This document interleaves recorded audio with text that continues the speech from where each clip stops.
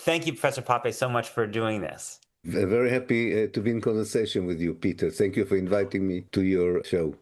There's so many different things I want to ask about, but the main reason we're here is to talk about this book, which is called Israel on the Brink and the 8 Revolutions That Could Lead to Decolonization and Coexistence. This is Professor Pape's new book. But before I get to it, I just feel like I should probably ask how you make sense of the Trump ceasefire. What do you think it means?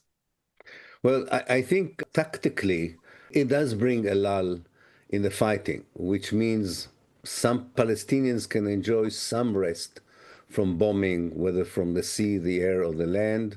Prisoners on both sides can reunite with their families after, on both sides, living under very, very difficult conditions. I think that's the end of the good news of this initiative, and I'm not underestimating it. It means a lot for a lot of people. But beyond that, definitely it has nothing to do with the language used by Trump, the biggest peace deal ever after 3,000 years, finding the solution. It is nothing of the sort. These are very vague ideas, mostly ideas that had been attempted before or were at the base of previous attempts at peace and that have failed. For example, there is no consultation with the Palestinians themselves. Yet again, they are not asked what is their vision, what they would like. So everybody else is discussing them without them.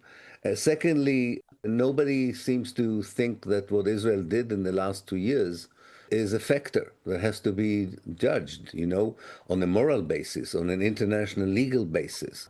Countries that were accused by international legal tribunals of committing genocide were not able to move smoothly to the next year as if nothing had happened. And this would really build no confidence among the Palestinians that there's anything there that would end the ethnic cleansing of the West Bank, the discrimination against the Palestinians inside Israel, or will bring any kind of constructive solution to the destroyed Gaza Strip. So I think it's not going to transform into a genuine peace process or reconciliation. I won't say that we're going back to the 6th of October. That would be saying too much.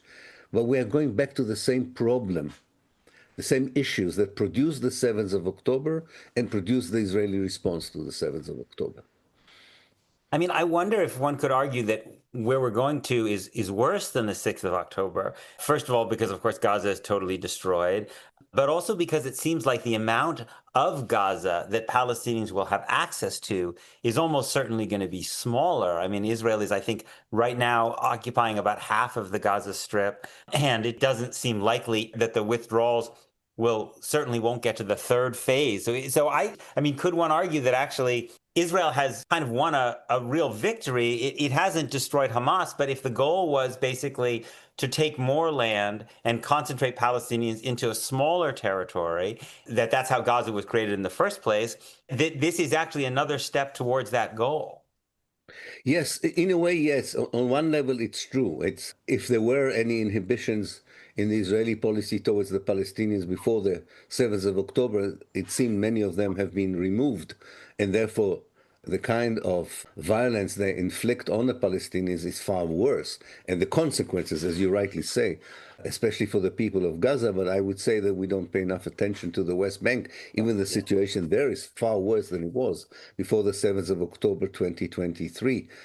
I do agree, but what I meant about the fundamentals of not changing is that also before the 7th of October, the Palestinians didn't have the power to change the reality in which they lived. They always depended, and they will depend, on the international community and maybe on the region itself.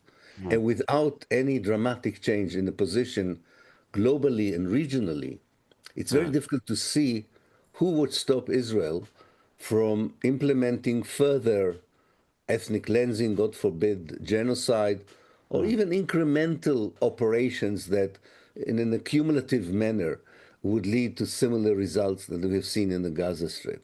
So that's what I meant by we are where we are, despite the fact that I don't remember the number of leaders that Trump succeeded in bringing over to Sharm el-Sheikh.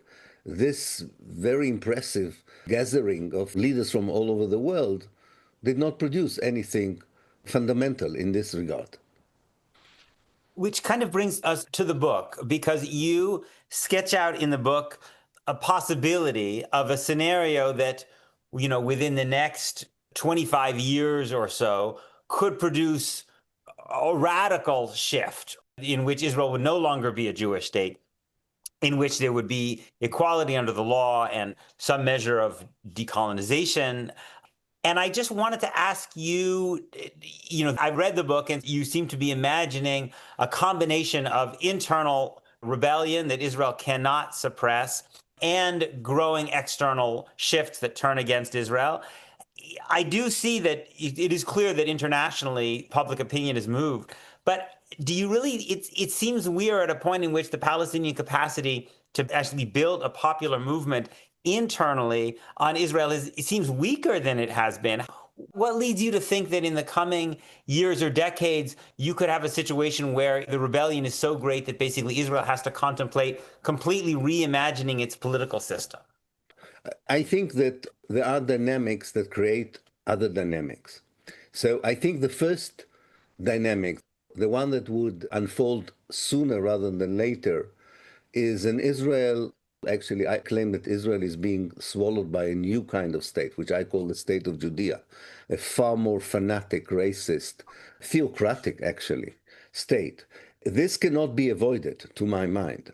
But this kind of state would find it much more difficult than the present Israel, and definitely the previous Israel, to receive the kind of immunity it still receives, not from the civil society, it's absolutely true, but from the governments and multinational corporation and whoever cynically or genuinely think that Israel needs to have this total support and protection.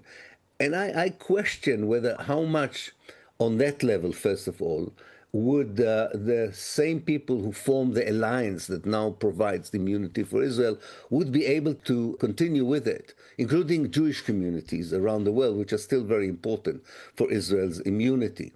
Secondly, I do think that the Palestinians, who are not easily pushed into uniting and acting as a more effective, if you want, liberation movement, again, would be influenced by a realization that I would say they're not facing oppression. I warn them that they are facing elimination, which is far worse than occupation and even ethnic cleansing.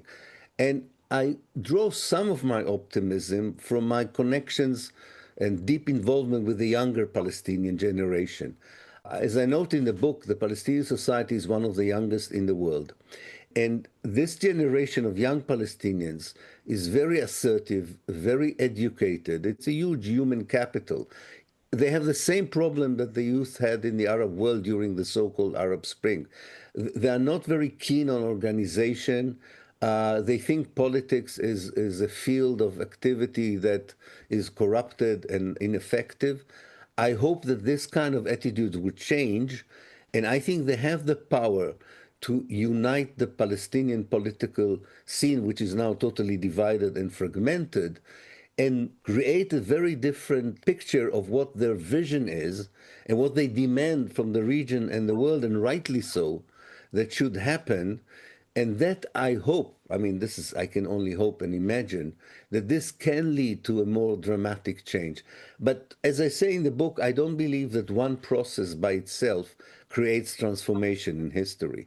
There are discrete processes, and there is a point where they meet together, and then they become quite explosive. And they're very slow to begin with, and then suddenly they accelerate.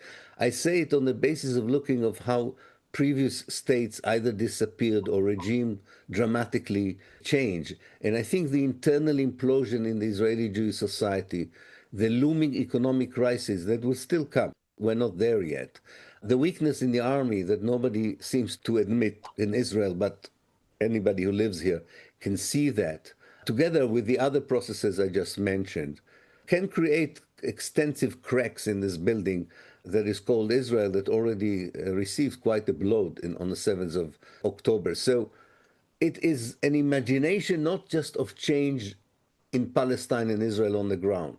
It's an imagination that politics in the rest of the world can change in a way that would be conducive for change in Israel and Palestine. And I have to believe in it. This has been a free preview of my weekly conversation. If you'd like to hear the rest and support my work, please consider subscribing at peterbeinart.substack.com.